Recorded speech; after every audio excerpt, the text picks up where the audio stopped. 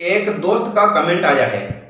उन्होंने लिखा, sir single phase supply में 220 वोल्ट होते हैं और थ्री फेज सप्लाई में 660 वोल्ट क्यों नहीं होते हैं, 440 वोल्ट क्यों होते हैं। इस वीडियो के माध्यम से बिल्कुल आसान और सरल भाषा में स्टेप बाय स्टेप समझते हैं। वीडियो को लास्ट तक देखते रहें। नमस्कार दोस्तों, मैं हूं आपका दोस्त अरमान लाल। इंजीनियरिंग ऑफिशियल यूट्यूब चैनल पर आपका स्वागत करता हूं। सबसे पहले समझते हैं अपन सिंगल फेज सप्लाई में 220 वोल्ट क्यों होते हैं। सिंगल फेज सप्लाई में 220 वोल्ट इसलिए होते हैं कि सिंगल फेज सप्लाई में एक फेज होता है, दूसरा न्यूट्रल होता है।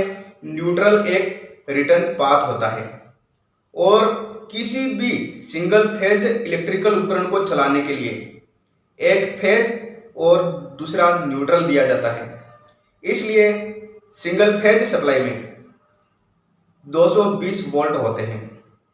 अब समझते हैं कि थ्री फेज सप्लाई में 660 वोल्ट क्यों नहीं होते हैं, 440 वोल्ट क्यों होते हैं।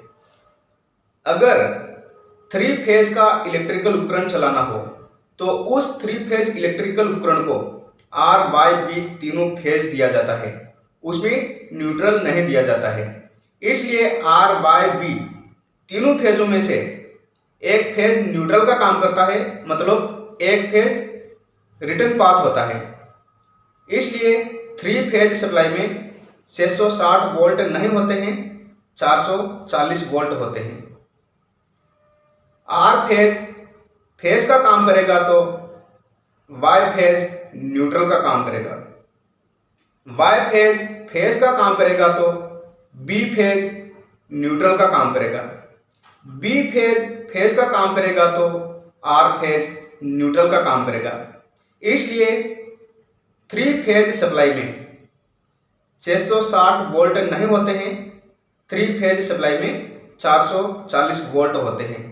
तो आपको इस वीडियो के माध्यम से बिल्कुल क्लियर हो गया होगा कि सिंगल फेज सप्लाई में 220 वोल्ट होते हैं और थ्री फेज सप्लाई में 440 वोल्ट ही क्यों होते हैं, 660 वोल्ट क्यों नहीं होते हैं।